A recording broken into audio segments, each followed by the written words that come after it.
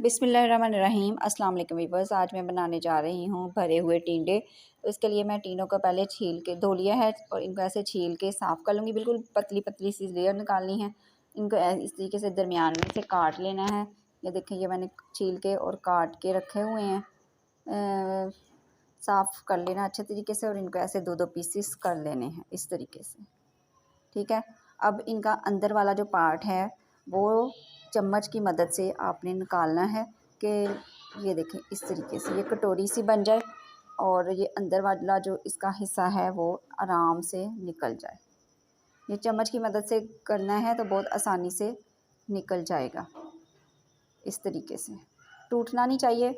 नीचे वाला हिस्सा जो है वो बिल्कुल टूटना नहीं चाहिए। ठीक है, ये इनको अलहदा कर लेंगे और बीच वाले हिस्सों को अलहदा कर लेंगे। ठीक है, अब मैं इसको ये जो निकाला है हिस्सा, इसको एक कूनी में डाल के कूट लूँगी।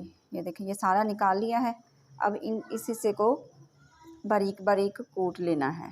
ये देखिए, ये मैंने कूनी में डाला और इसको अब हम कूट लेंगे अच्छे तरीके से।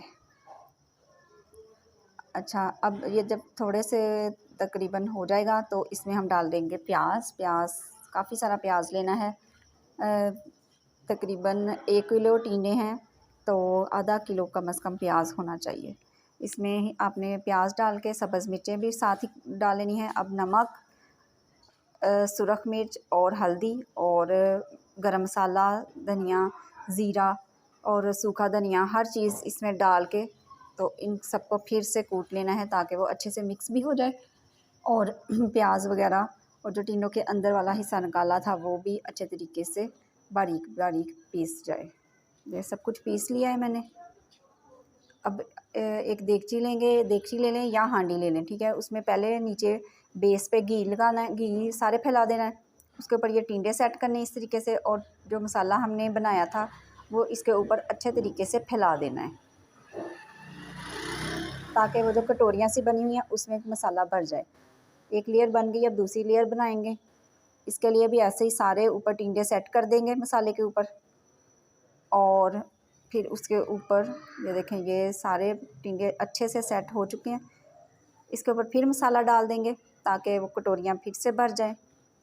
अच्छे तरीके से डालना है, ज़रा दबा दबा के, ताकि मसाला अंदर अच्छे तरीके से सेट हो जाए। ये देखें, ये दूसरी लेयर हो गई। अब ये जो कुंडी में पानी नमक मिर्च वाला जो प्याज वगैरह ने छोड़ा था वो भी इसके अंदर ही डाल देना है सब कुछ और ऊपर से सब्ज़ धनिया सारे फैला दिया है और उसको चूल्हे पे रख देना है। ये मैंने एक हांडी में भी बनाया थे और देगची में भी। ठीक है, आपकी मर्ज़ी, आप जिसमें मर्ज़ी बनाएं। और जब ये मैंने ढक के रख दिए थे चूल्हे पे तो आधे गलने के बाद ये देखें। अच्छा, इसको चूल्हे पे जब रखना है ना तो 10-15 मिनट तक इसको बिल्कुल लाइट आंच पे रखना है और इसको बिल्कुल छेड़ना नहीं है।